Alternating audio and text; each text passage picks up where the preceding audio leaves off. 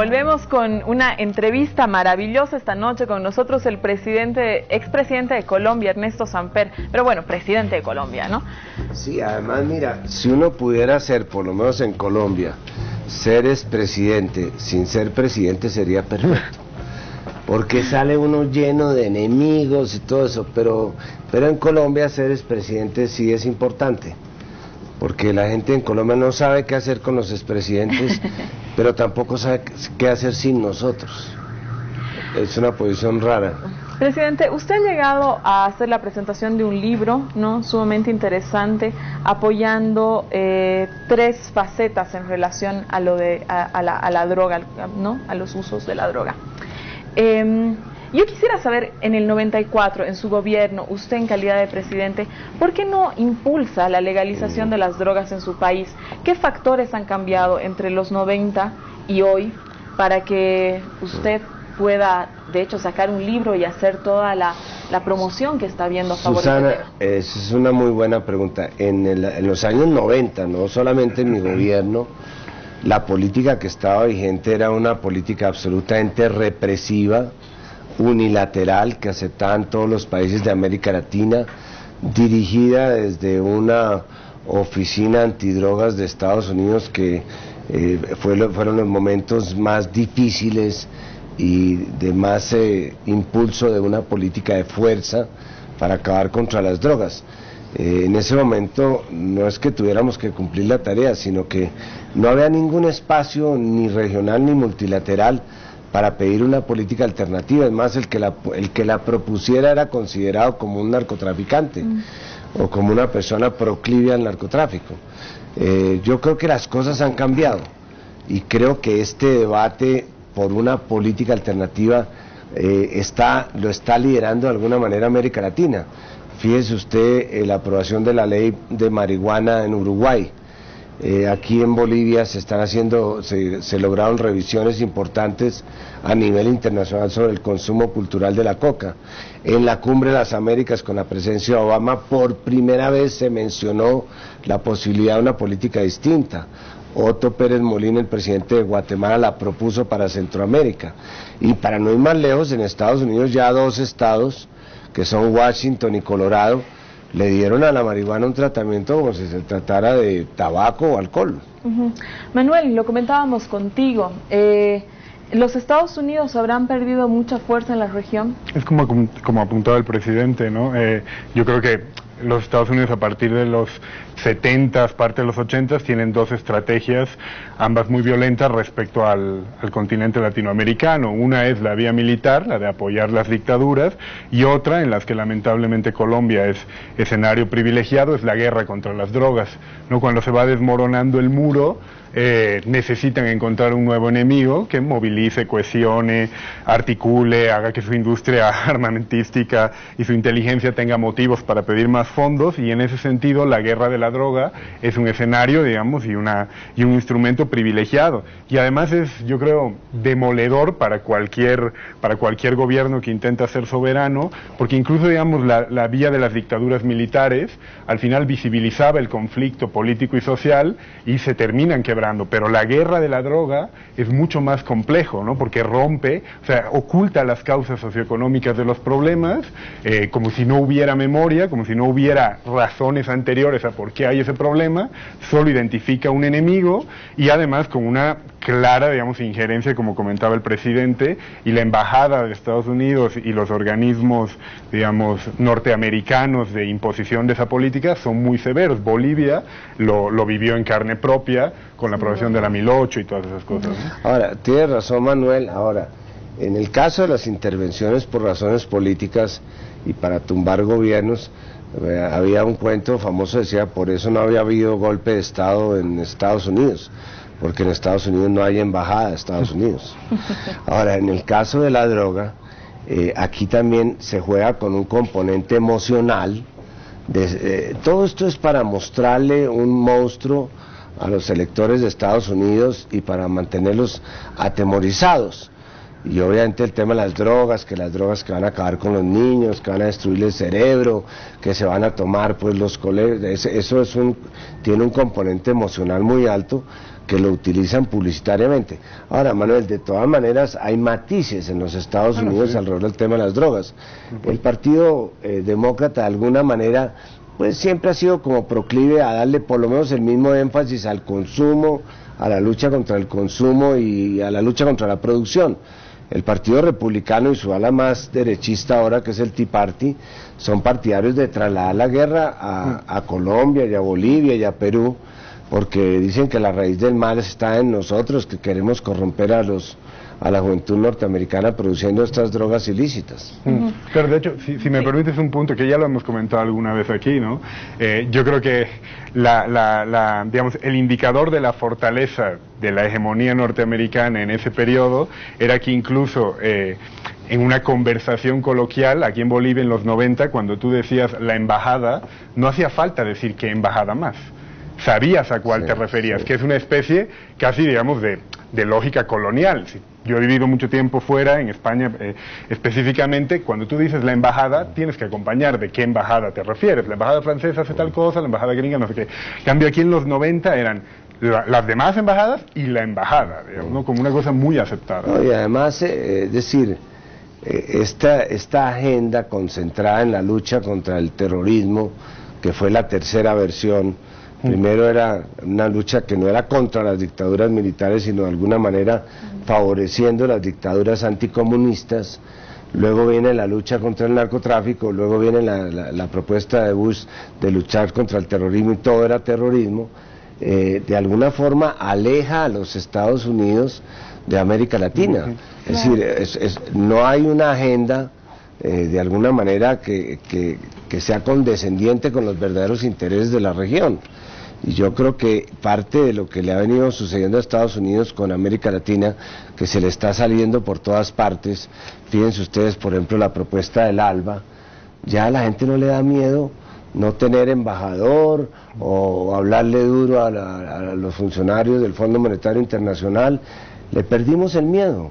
Le perdimos el miedo a los Estados Unidos, lo cual no es bueno, porque Estados Unidos hubiera podido desarrollar algunos programas de acercamiento a América Latina, como fue la Alianza para el Progreso, en su momento la política del buen vecino de Roosevelt, o la política de Carter de derechos humanos, que eran unas políticas amables para la región, y no esto de tener un policía encima diciéndole usted tiene que hacer esto. Es justamente sobre eso, presidente, que va la siguiente pregunta.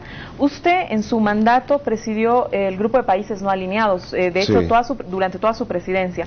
Mismo en Cartagena de Indias, cuando usted de anfitrión, se hace la segunda reunión que pretende incubar el ALCA, ¿no es cierto? Este mecanismo no funciona, el ALCA al final no prospera, etcétera. ¿Cómo ve ahora los nuevos mecanismos de integración internacional de la región particularmente? No existen, Susana, no existen.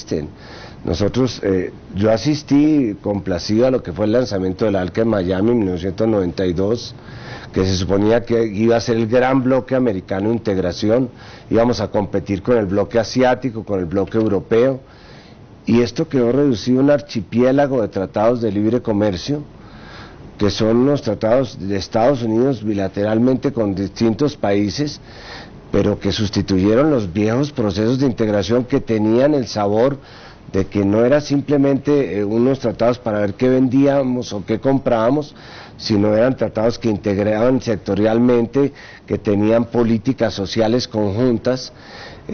Estamos en una situación crítica porque hoy día tenemos dos modelos distintos, dos modelos ideológicos distintos y una sola región. Y estamos dedicados, los de un lado, que son los de la Alianza del Pacífico, que se supone que son los formales, los modernistas, los que están con el progreso, enfrentados a los del ALBA, que se supone que son los populistas, los retardatarios, los sociales. A mí me parece que esas son las condiciones más difíciles que hay hoy, y mi solución para eso es que retomemos el tema de los tratados de integración como estaban funcionando, y que utilicemos escenarios como el de UNASUR o el del CELAC, y la misma OEA, si se quiere, para hablar de política, no para seguir insultándonos porque cada uno piense distinto al otro, sino para ver cuáles son los comunes denominadores que nos permitirían actuar como región. Manuel, sobre eso. Claro, digamos, yo creo que no fue una mala noticia que el ALCA, por lo menos como al final terminó siendo, haya fracasado, ¿no? El modelo más o menos que imperaba en los 90 era el que se conoce, digamos, en la academia como regionalismo abierto, que sobre todo privilegiaba los intercambios mercantiles comerciales. Justo ahora celebran 20 años del TLC y el balance, al menos para México, no creo que sea muy positivo. Pero del regionalismo abierto, que era este esquema más o menos del ALCA, o de que privilegiaba, casi no se preocupaba mucho por lo social o por otros, digamos, criterios de integración, como mencionaba el presidente, tienes otras herramientas y otras iniciativas como la UNASUR y la CELAC, el ALBA, que yo creo que tiene muy buenos resultados en algunas cosas y otros resultados mucho menos, digamos, reseñables, pero si algo pasa yo creo con el ALBA o con alguna nueva idea de integración ahora, a partir de los 2000, es que a esa integración mercantil comercial hay que añadirle otros aspectos, desde elementos de coordinación política, tomar en cuenta de verdad y no solo en el papel la corrección de asimetrías, los fondos de compensación. Entonces yo lo que sí creo, digamos, es que es deseable aunar esfuerzos en plataformas más amplias, porque la idea es tener una plataforma regional fuerte que te permita negociar como bloque en mejores condiciones en el mercado mundial. Yo la verdad, digamos, la relativa desaparición de los Estados Unidos en este ámbito específico no me preocupa demasiado. Me preocuparía más lo que apuntaba el presidente, divisiones medio irreconciliables de bloques dentro de la región. A ver, el problema de estos tratados de integración con los Estados Unidos es que en ninguno de esos tratados están los temas que nos interesan. El tema de subsidios, por ejemplo. Los subsidios que le da Estados Unidos a sus agricultores para que compitan produciendo maíz que nos venden, pollos que nos venden, leche que nos venden, trigo que nos venden, hace absolutamente imposible que podamos competir con los productos norteamericanos. No se habla del tema del monte de subsidios, no se habla del tema de migrantes. Está bien que circulen los bienes, que circulen las mercancías, los flujos financieros, pero no hay una sola concesión en materia de migraciones que permita decir, hombre, ahora sí vamos a llegar y tenemos trabajo en los Estados Unidos. Lo que decía Manuel, no hay una sola concesión en materia de simetrías. Esta es una región profundamente desigual. La distancia que va entre Haití y Chile es de 32 veces. Los tratados de integración que hoy día los denigran, contenían unas cosas a 2 velocidades para que Perú y Ecuador y Bolivia se pudieran integrar a un plazo más largo al grupo andino. O sea, había como unos mecanismos que entendían las diferencias de los países. Eso no existe. Los tratados de libre comercio con Estados Unidos son como el negocio que le propuso una gallina a un cerdo para poner un almacén o un restaurante para vender huevos con tocino. Obviamente el cerdo se resistió porque la gallina podía poner huevos indefinidamente, pero el cerdo no podía poner sino una vez el tocino. Entonces no fue un buen negocio. Y yo creo que sin caer otra vez en los tratados proteccionistas, Manuel, cepalinos, sí podríamos pensar en unas nuevas formas de integración, creando escenarios políticos o volviendo escenarios políticos, temas como UNASUR, no para hacer lo que estábamos haciendo, y es que cada vez que había un tema importante en las cumbres, en los años 80 o 90, que podía ser un tema de colisión entre los países, le ponían el letrero que le ponían en los hospitales a los enfermos: cuidado, enfermo grave, silencio, no hablen de ese tema. Tenemos que volver a hablar de política, el tema de la desigualdad, el tema de la informalidad, el tema del narcotráfico, son temas que tienen que ser abordados en las cumbres por los presidentes y no en documentos ministeriales que finalmente son ejercicios burocráticos que no van para ninguna parte. Hablando de política, presidente, Colombia y Venezuela tienen una relación histórica, son hermanos, están ahí, han tenido ciertos altibajos diplomáticos, no importantes, pero creo que han estado presentes, digamos, en las noticias.